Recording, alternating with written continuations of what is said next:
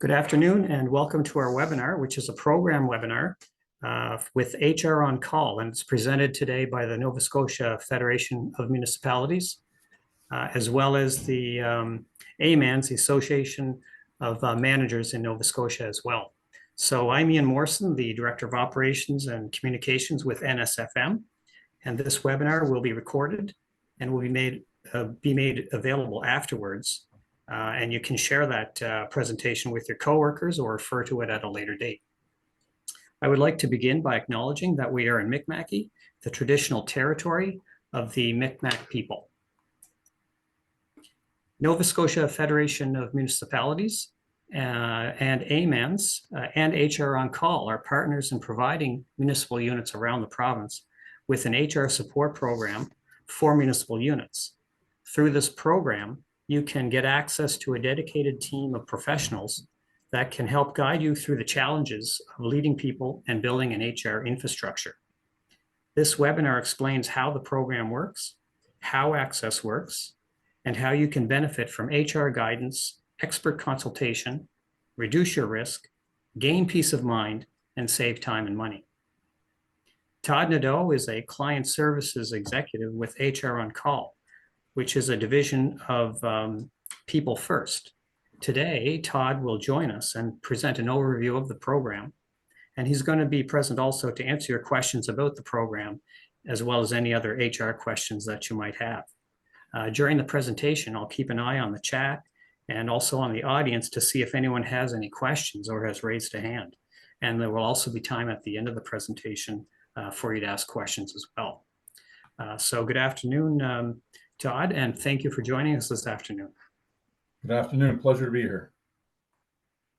Great. Well, take it away, and the floor is yours. So you can proceed with your presentation.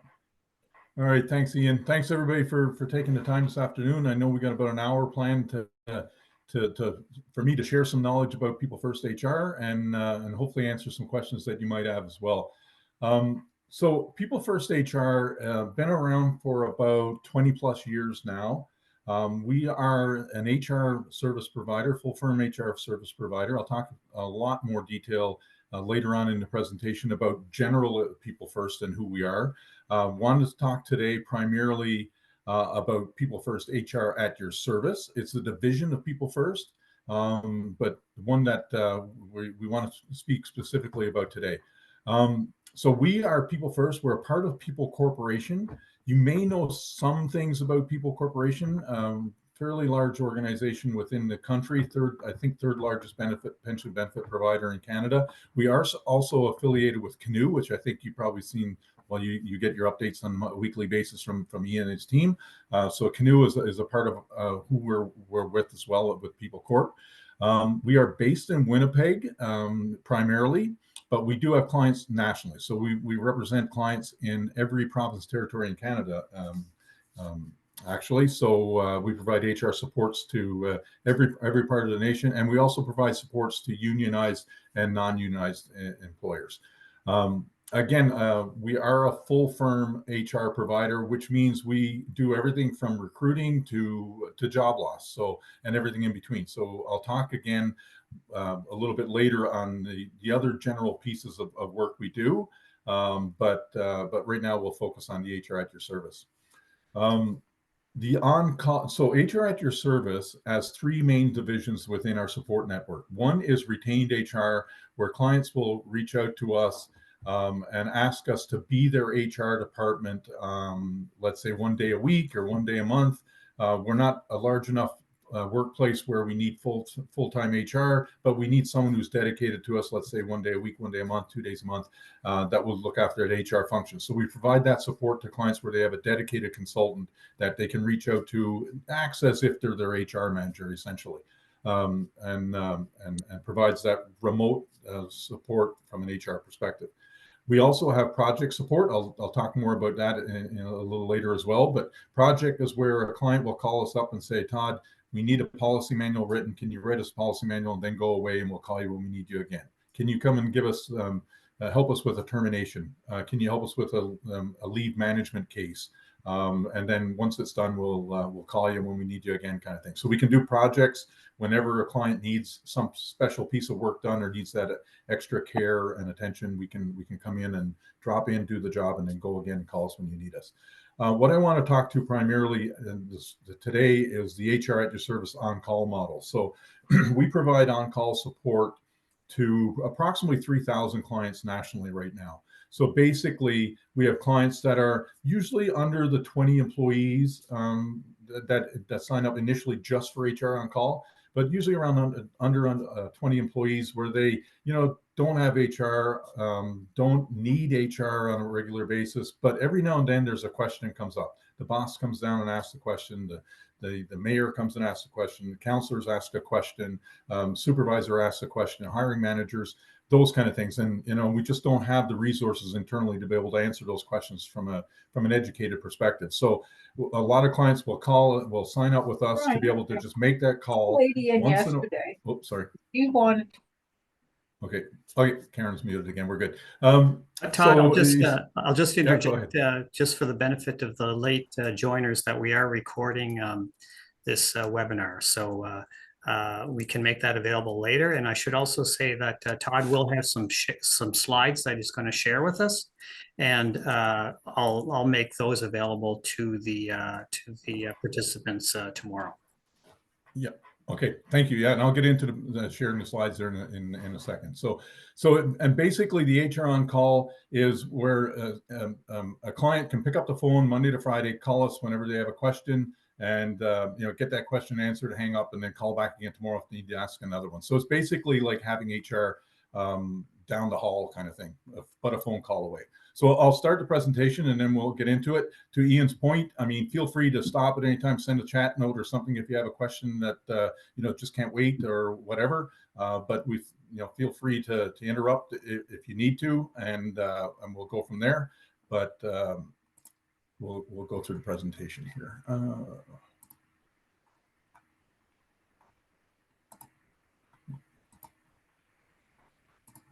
Why is it not letting me now, Ian? Give me a second here.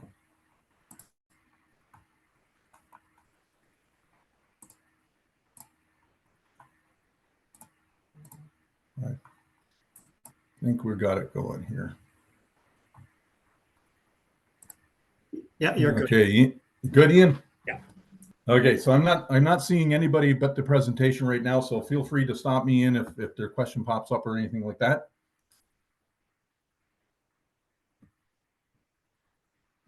Okay, so HR on Call is our dedicated resource team that provides clients with phone and email support. So one of the things that's interesting to note is,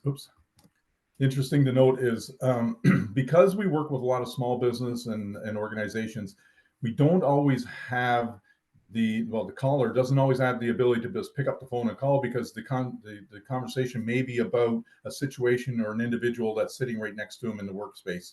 So the HR on Call actually allows the caller or the individual the option of either phoning or sending an email with their query. So, I'm having a problem with Todd and I don't know what to do. Can you help me? Send it from an email perspective as opposed to picking up the phone because Todd's sitting right next door to me.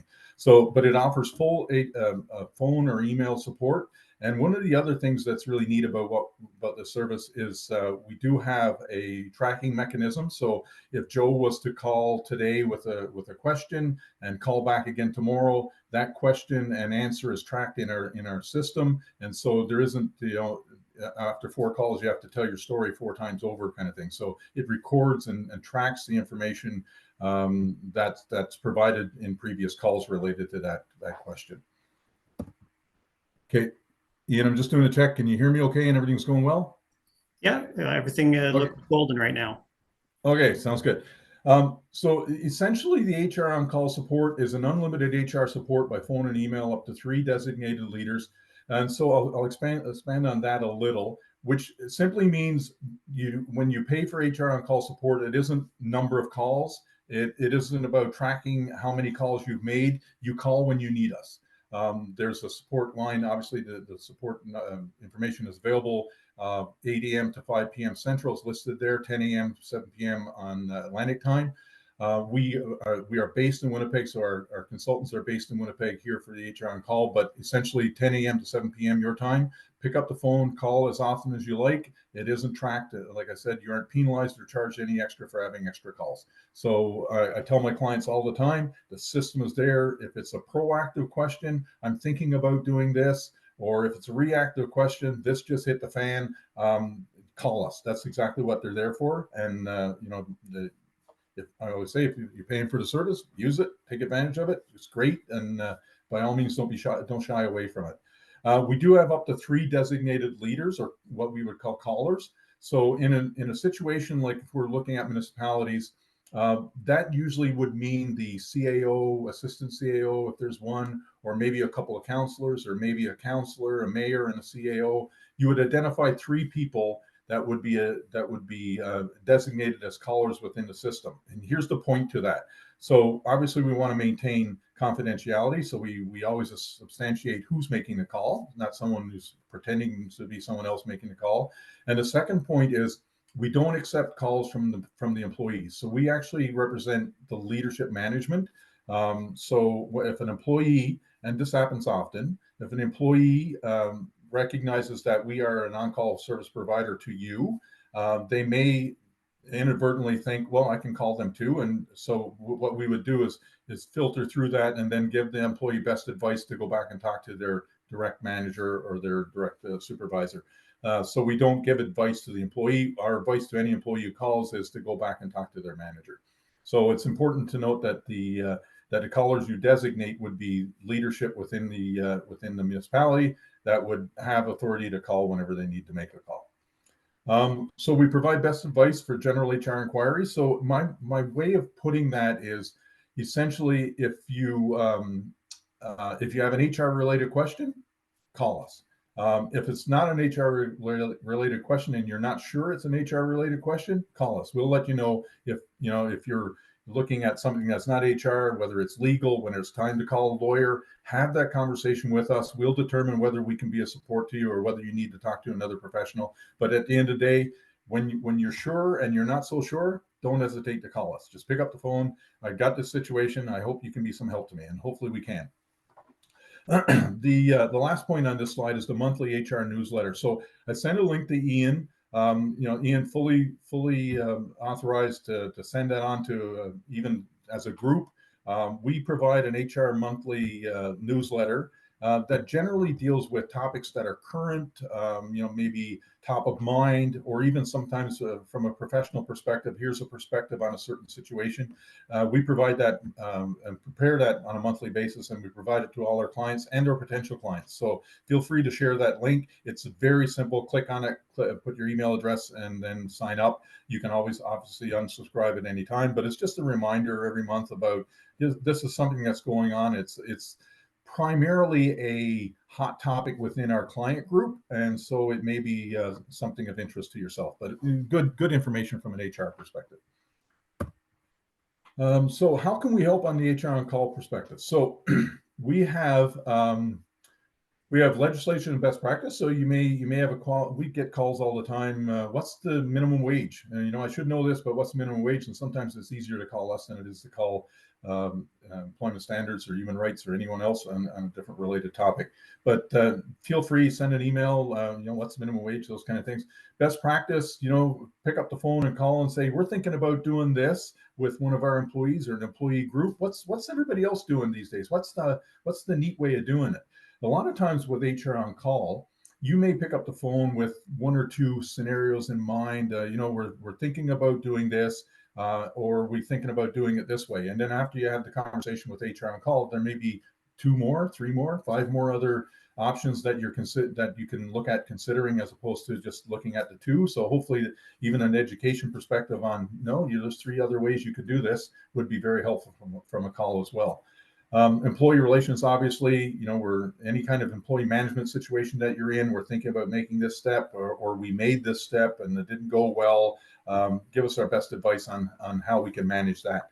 The creating a respectful workplace, obviously huge right now, one of our hot topics in terms of respectful workplace and policy and things related to that. More and more provinces are actually having legislation on respectful workplace policy. So as an employer, one of the things that you have to have in place, we counsel a lot of our clients on how to build a respectful workplace policy. What does respectful workplace look like? I've got a situation. Is this a breach of respectful workplace? Generally speaking, ask those questions, kind of thing. Disability management consultation, we have quite a few on those. So I have an employee who's off on sick leave or unable to come to work, and I'm not getting information, or I'm scared to ask for information. What kind of information can I ask for? Those types of questions related to disability management. Discussion requirements for policy development and work procedures. So we get that quite a bit. I'm writing a policy on this. Can you kind of give me your best advice on what needs to be included in there? I'm going to run this by you. I wrote this paragraph. Does this make sense? Does it fit from a legislation perspective? Does it fit from a best practice perspective, employment standards perspective, human rights perspective? Give me your best advice on things like that. And then guidance on employee discipline and termination. So we get this quite a bit, obviously, as well. So, thinking about terminating Todd's employment, I haven't got a clue what to do. I'm not sure what steps I should take. Can you give me the steps I need to take and what I need to put in place, kind of thing? Or all the way to I've got the termination letter already. Just let me know if I got all the right points and am I considering things right? Now, when we get on the termination piece, one of the things that I always qualify with our clients is I'm not a lawyer. Our team isn't lawyers, and we don't pretend to be lawyers on TV. So a lot of times in these situations, you will get best advice. Have you contacted a lawyer? Is your lawyer signed off on this? Do we think you need to speak with a lawyer? And if we do, we'll definitely give you that best advice. But again, the HR OnCall support is an HR support, not a legal support. But we do know when it's in our sandbox and when it's not. And we'll let you know that. The team, this is actually a picture of about 10 of the team here. So we have a little over a dozen people that work directly connected with the HR at Your Service team. 100 plus years of combined HR experience. I guess if you put mine in there, it'd be like 200, but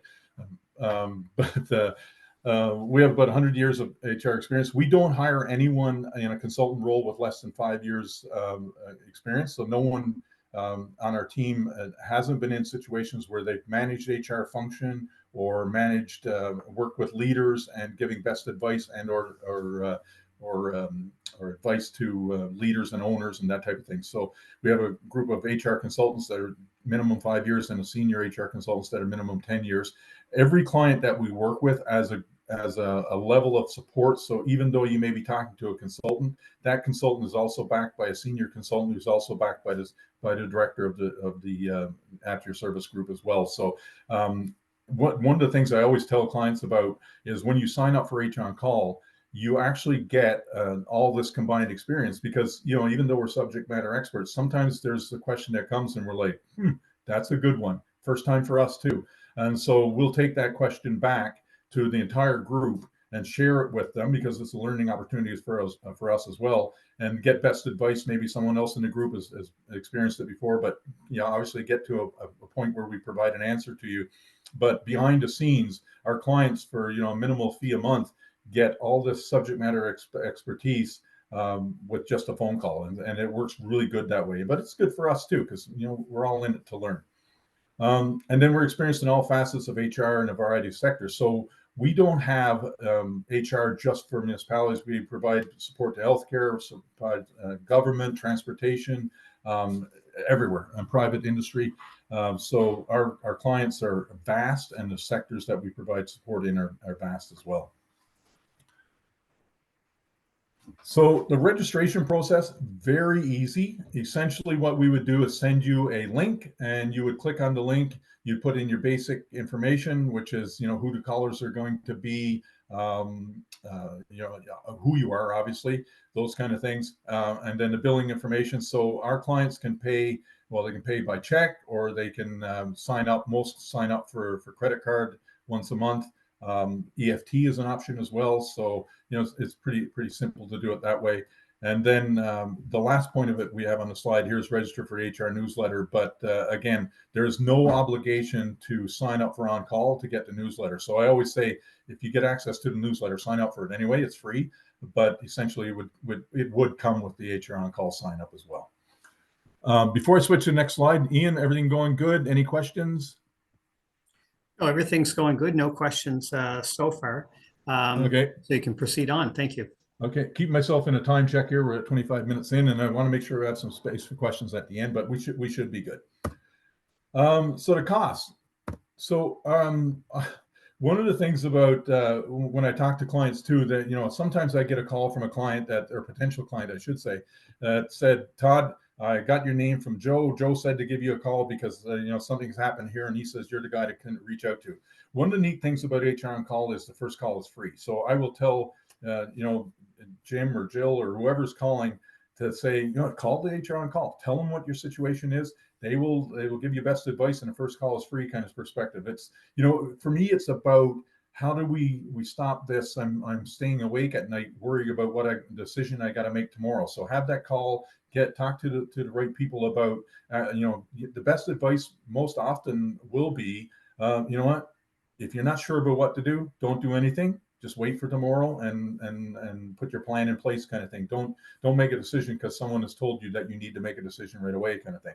But even that advice, even that first call is free to be able to get some comfort in. Okay, so I've shared my problem with someone, they're helping me with it, and that's a good thing. So if you're in any situation where you're not signed up already and you have a situation that comes up and you need some best advice, honestly, reach out to me. I'll get you that first call is free, and you can have that conversation with a dedicated consultant who can help you. But essentially, pricing for HR OnCall is $125 a month. So anyone who signs up for HR OnCall gets unlimited calling and email support on a monthly basis for $125. So that's if it's Joe's mechanic in Ontario, if it's Jill's shop in BC, everybody pays $125 a month, except for you guys. So with the Nova Scotia Federation of Municipalities, and we have this association rate with other municipalities in other provinces. So you're not getting better, you're not getting worse. It's exactly the same rate for our municipality groups, no matter what province they're in. You would actually pay $60 a month. So obviously a huge saving, but it's because of your connection with Nova Scotia Federation of Municipalities and AMANS as well. So because of your connection there's immediate savings on OnCall just signing up. So I've got a couple examples here of HR OnCall and some of the questions we deal with. And you know what, these will ring true, and there's nothing earth shattering, but I just wanted to reinforce where we can be of support, and it's it doesn't have to be a very difficult situation. It just needs just a situation where you need that sober second opinion, best advice kind of thing. But we get these a lot, and so I wanted to share a couple with you. First one is an employee has a mental health issue and it's affecting their work performance. The employee is on sick leave, currently with no official return to work date. Should we request a doctor's note? What kind of information can you ask for? How do we handle this situation? So essentially, it's a lot of times we get in situations with employees, and this is my term, not an industry term, but I've been working with it for 25 years, and a lot of times we get in situations with leaders and managers and in the workplace where I call the scenario the tail is wagging the dog. So an employee will come in and say, I'm sick today, I'm not coming in tomorrow, I won't be back till Monday. And the employer is left to say, I don't really know what I can ask or if I can ask, and if I'm going to get into trouble if I do ask or ask a wrong question. So, okay, I guess I'll see you Monday. And so, those kind of things happen very often where the employer is left to be, they put themselves in a position where they don't want to make a decision for mere fear of making the wrong decision. So you end up bowing to the direction that the employee is taking you. And sometimes it works out. It's fine. I mean, the employee is not out to be, taking advantage of someone, but sometimes they are. And just what we do is offer you that peace of mind to be able to tell that situation to us, and we can give you best direction in terms of what you can ask and what you can't ask. it's as simple as that in some ways, just helping you get control of the situation as opposed to being told what you have to do or what you can't do.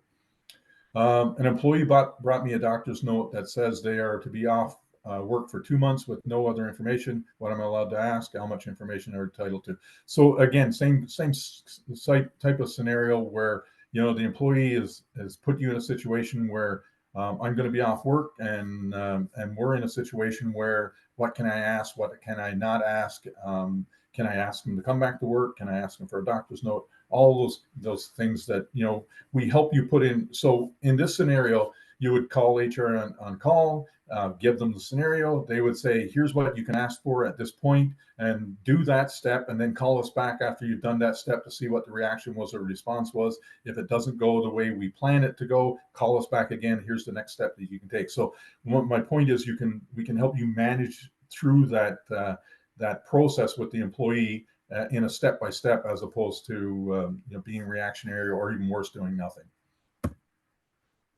It's just an example here. Hopefully it's scrolling on your screen as well, but this is the HR newsletter that we provide on a monthly basis. So the topic for November 2022 is here, but essentially Thomas was a director with us and provided the newsletter subject matter for this month, but every month there's a new one with new different information. So hopefully it's useful to you. We think it's worthwhile, and sometimes the newsletter comes out on a timely basis, and individuals looking for support with situations like, oh, that's exactly what I was looking for, kind of thing. And then you can always reference the newsletter back to the HR consultant and say, I saw your newsletter. We don't have a situation like that, but give me some best advice in terms of if it ever happens to me, kind of thing. So always. One of the other things, I'm going to go off topic here for a second too. One of the other things is with HR OnCall is I always encourage our clients to call, even if you don't have a situation right now. Call and build that relationship. So pick up the phone and say, you know what, hey, signed up for OnCall, don't have a situation right now, just wanted to test the process, just wanted to have a conversation with you about how this would work if I did have a scenario.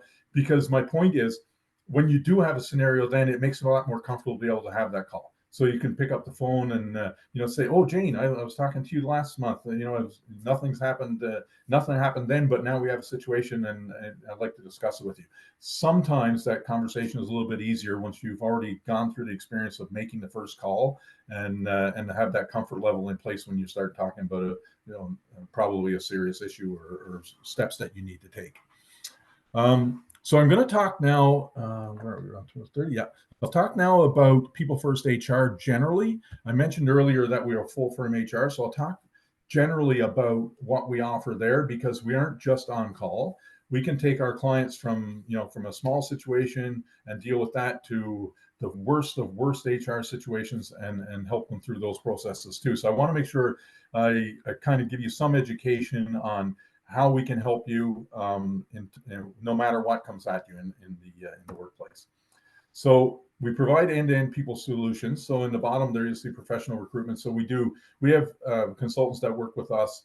All they do is recruiting. All they do is either professional management recruiting, and then we have another group that does executive search. So we have groups that they look after finding the next CEO for an organization, vice presidents, that type of thing, or it could be just from supervisors, management, and that level. We don't provide temporary support. So if someone's looking for 10 temporary workers for a work situation, we don't provide that search. We're not a interim staffing solution. We provide long-term dedicated employees to clients that we work individually with.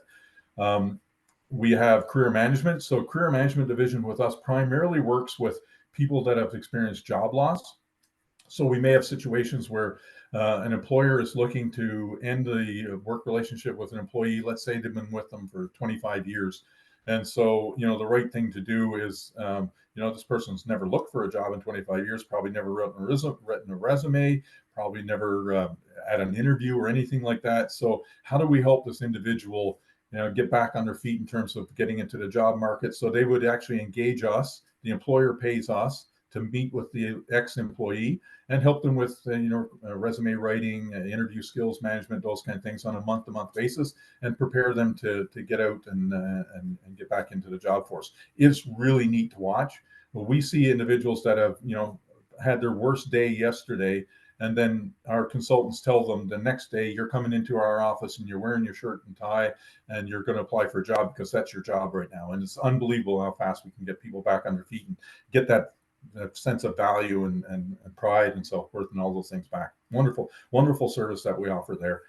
We do strategic HR consulting. That's everything from coaching engagement, training and development. We have a group that only does respectful workplace investigations. So if a client calls up and says, we have a very delicate situation here with respectful workplace or breach of respectful workplace, I wouldn't even, when and if you called on a situation like that, and hopefully you never do, but when and if you called me on a situation like that, I don't even take any information from you. I will link you directly to a strategic HR consultant who works in the respectful workplace group.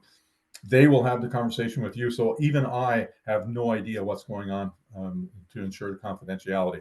So, but we can do coaching, engagement, training, development, all those kind of things. We do a lot of compensation support work, things like that. And then I saved the best for last here, the HR at Your Service division. So I talked a little bit about that already. That HR at Your Service is primarily built for small, medium business or organizations that don't have full-time HR or don't need full-time HR, but need some HR support. So as much as we are a full firm and offer full firm support to the largest of companies, we do have a dedicated division of our organization that focuses on organizations that don't have, big infrastructure, but still have the same problems. So retained HR services, I talked briefly about that. That's when a client will say, I don't have enough work for full time, but can we have somebody one day a week, one day a month kind of thing? So we actually have a dedicated HR consultant in that situation that offers support 14 hours, 28 hours, 42 hours. It's written in the slide, 56 hours a month. So a client may say, I need someone for 28 hours a month, which is equivalent roughly of a day a week. To be working specifically on our HR needs. And so that individual will become a dedicated HR consultant, which means that individual is the same individual that works with that client ongoing. So they may, if it's Sandy or Trina or Nicole, whoever's assigned to that consultant becomes their HR manager at predetermined schedule. And so that client is connected directly with that consultant when and if. So it could be 8 o'clock at night. You can send an email to the dedicated consultant to say, we got this happening. I know you're scheduled for tomorrow, but I'm just giving you a heads up. And then tomorrow we're going to talk about this. And so essentially we run into situations quite a bit where the client actually talks to us about the consultant being a part of their team, and we're totally okay with that. The goal is to embed that dedicated consultant into the client so that they feel like it's their employee. And the wonderful service there. We have hundreds of clients that connect with us on a dedicated perspective, and it really helps them as they grow their organization to get ready for the full-time HR. So they may get to a point, a year from now, 2 years from now, where they have 30 employees and they want to hire a full-time HR manager. We then transition our support to get that HR manager prepped and ready and transitioned into their new role. And then usually what happens is that HR manager will take on their role, and then they will turn to HR OnCall support to help them as they move forward in their career. So it's a really good model that way. And then we have HR on project. I mentioned that one a little bit previously. So these are some of the things that we can help with from a project perspective. Again, I mentioned like compensation and total rewards. Clients will call us up and say, we have a group of employees, we're hiring now, and we have no idea what we should be paying them. So they're telling us they should get $30,000 a year or $60,000 a year, and we end up paying them because we have no idea what's right. So we work with them to do a comp review of their sector and their individuals and their employees, and help them with things like that. We do a lot of training development. We do a lot of training development with associations and groups, that type of thing. Orientation and onboarding programs, like creating them, developing them, managing them in some cases. I'm just scanning the tabs here myself, guys. So career management outplacement. So we do a lot of proactive work on the career management side too. We work with a lot of educational facilities. So we work with universities and even high schools where we come in and meet with students on behalf of the education place. We'll meet with students and give them an understanding of work readiness, what it's like first day of work, what it's like to apply for a job, what it's like to expect to have to do work, things like that. And it becomes very beneficial. And we do quite a bit of work sector-wise in that too, because we work with a lot with like bioscience and technology and things like that. And so we help potential employees or future employees in a student position that are going through programs, and whether that's master's programs and things like that, but just identifying or helping them identify what work really looks like once you go into the field. Learning is one thing, but now I got to put that learning to work, and I have an employer that has expectations of me and things like that. So really neat work that way. Disability management, always a big one for us, especially with small, medium employers. A lot of times there's a sister or a brother or an uncle that's in a position that I'm managing, and when it comes to sick leave management, it's very difficult to manage sick leave on behalf of the organization when it's my sister. So we sometimes will take over that role of being the one to ask for documents and follow-ups and all those kind of things. And then the last one, just respectful workplace investigations. Just a reminder on that one, it's something we do, and we do a lot of, and we do it well. So if there's any situation where there's a need for something like that, just give me a call and I can connect you with the providers, with the investigators. There we go. Questions. I'm going to stop sharing now so I can see everybody too.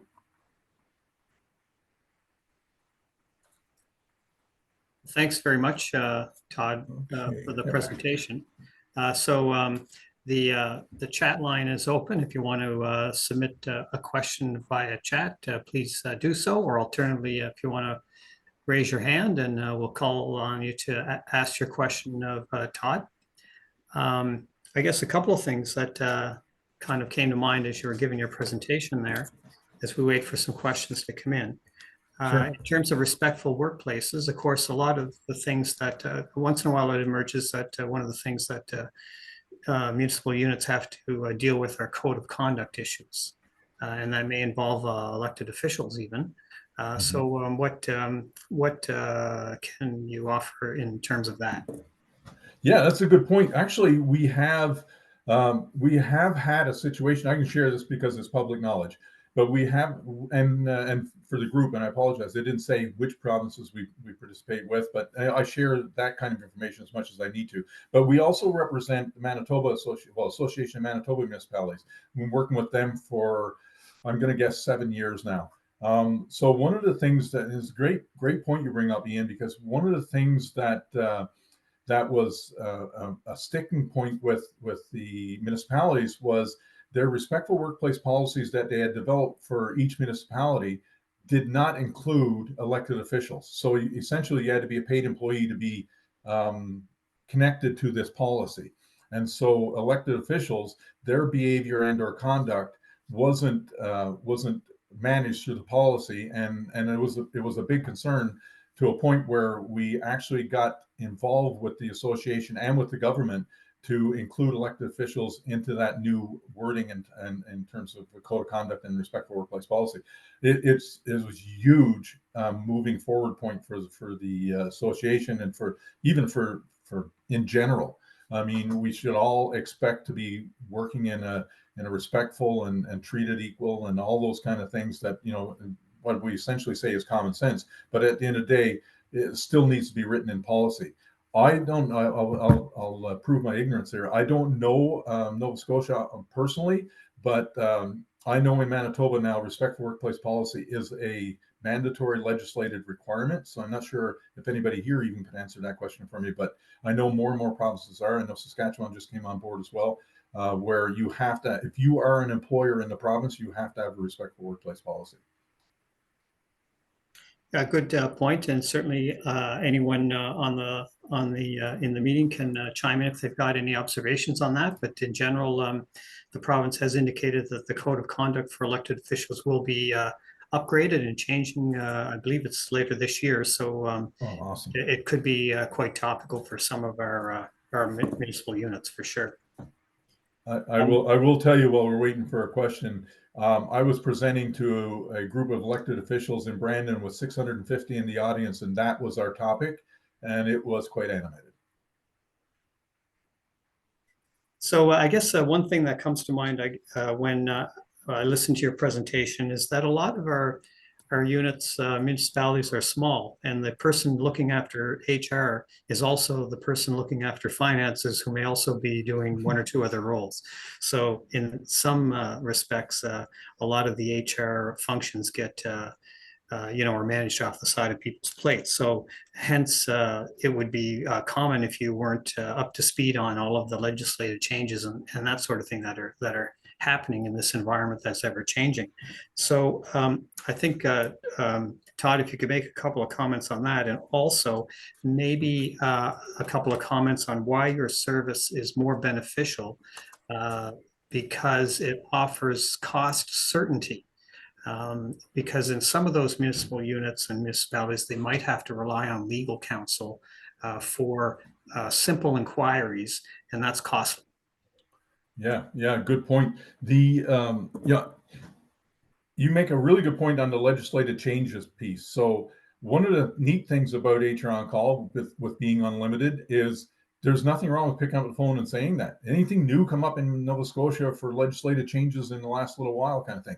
The newsletter would be great for that too, because when we do see changes legislatively within with any province, it usually gets added to the monthly newsletter as well. So it's kind of like a heads up, not unlike your newsletter that you send on Monday too, just kind of like heads up on this, and this kind of thing. So we will highlight any major legislative changes, but there's nothing wrong with picking up the phone and just saying, we're dealing with this kind of situation. What's the legislation for that right now? And we oftentimes will refer you to links or send you links and stuff like that. But it's so much easier than finding it for yourself, because when you're finding it for yourself, you're still not sure if I clicked the right link or if I missed the link. So it is good to have those conversations. So we can keep you up to speed on legislative changes. Obviously, it's our business to know where employment standards is, where human rights is, and those kind of things. So to be able to phone and say any new legislative change, any new bills in Nova Scotia over the last little while that affects employee management, that type of thing. So from that perspective, I would say I encourage you to phone and ask, and also check the newsletter. The other thing, you definitely raised a good point, Ian, on the cost certainty. So we get this a lot, and I have this conversation a lot with people that, what, if I call a lawyer, it's $1,000, and that's fair. I mean, that's what they do. They're professionals at interpreting law. But at the end of the day, you don't always, and I work with probably, I'm guessing, a dozen lawyers in Winnipeg directly, even not mention nationally, where the lawyers will actually send people to us, because they're like, you don't need us to be writing this policy for you at $500 an hour kind of thing. These guys can do this for you at a substantially reduced rate, that type of thing.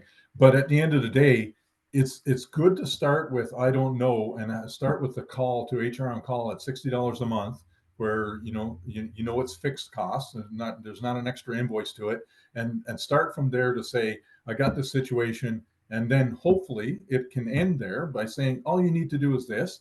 But then if it doesn't, then we refer you to the lawyer, and then the cost you're expecting from the lawyer is a cost that you're going to expect anyway, as opposed to going right to that cost right away. So it is about calling on call, going through the situation, going through the subject, getting best advice on it, and hopefully the answer is there. And a lot of times it's just, this is what you need to do, as opposed to calling a lawyer and paying that hourly rate kind of thing. So if you're able to avoid one or two calls to a lawyer during a year, you may actually save the entire cost of your subscription with HR OnCall for a year. Absolutely. Yeah. It's $720 a year. It's easy to spend $720 with a lawyer. Now, what happens in a case where sometimes maybe a municipal unit or a municipality enrolls in your subscription, and at the end of the year, they want to get an assessment of how much contact they've had with you, because maybe they have to justify it for budget reasons, and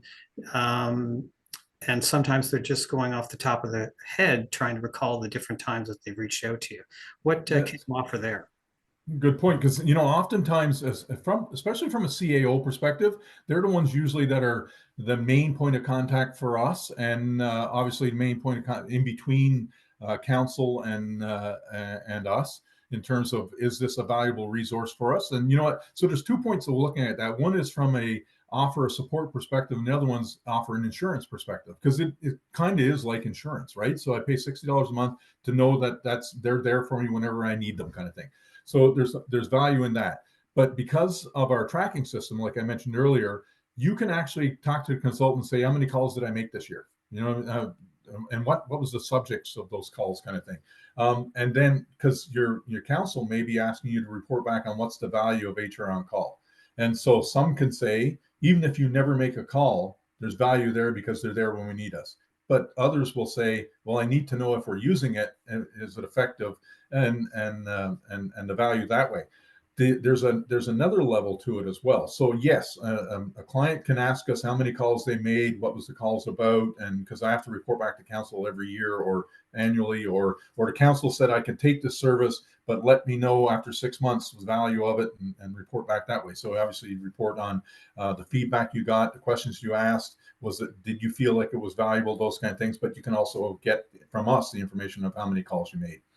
The next neat thing about being a part of the association, though, this is good for individuals, even if they don't call, is Ian can work with me to say, Todd, on an annual basis, give me a report on how many calls were made from all the municipalities and what was the subject matter categories. I will never tell Ian we got a call from Truro about this person. That's not going to happen. I wouldn't even know it myself, to be honest with you. So, but essentially, we could go to Ian or the association at the end of the year for your purposes of maybe you're planning an AGM and presentations at the AGM, and I can say, Ian, we got 200 calls from municipalities this year. 83% of them were directly related to respectful workplace. So then Ian thinks maybe that's a good topic for our AGM.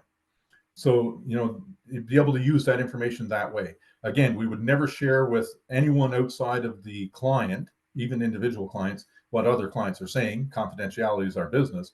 But at the end of the day, we can talk categorically. We can say, 20% of the conversations were around this, 16% were around that, and we can make some good planning decisions based on it.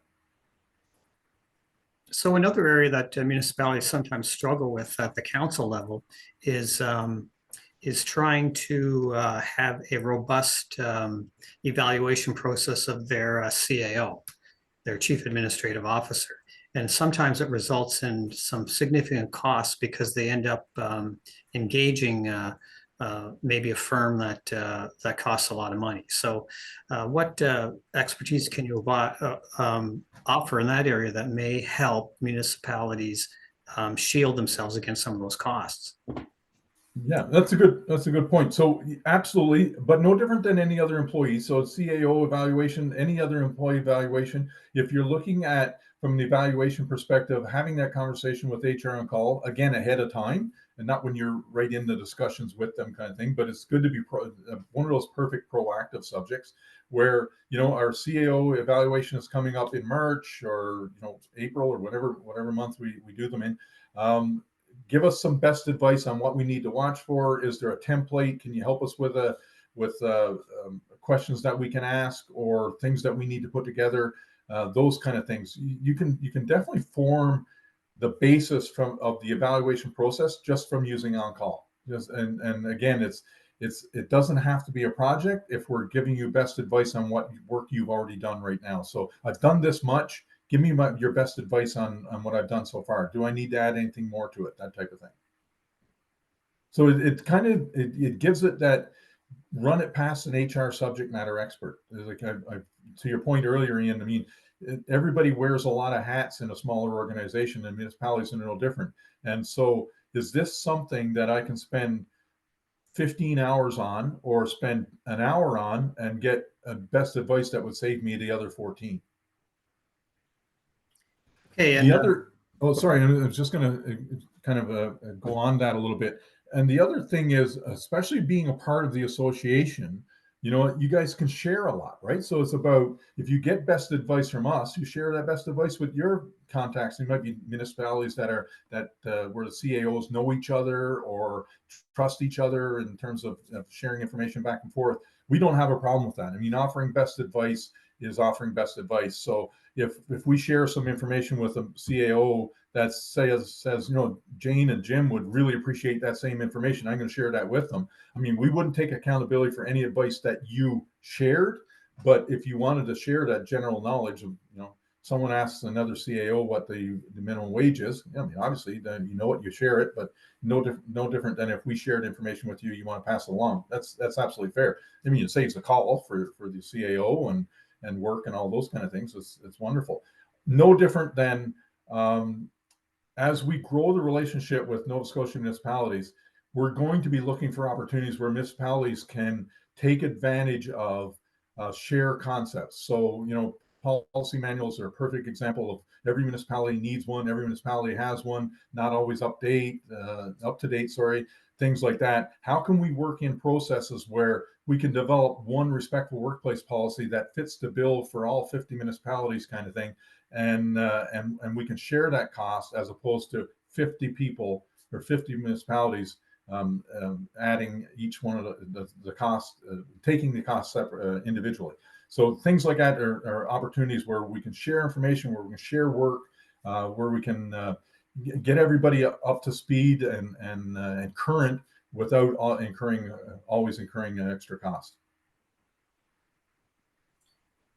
Great, thanks. That's very good advice.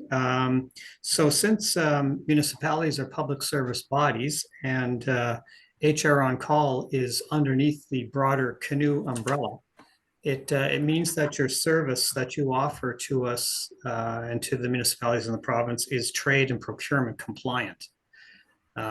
Is that not correct? Yes, that's true. Yeah.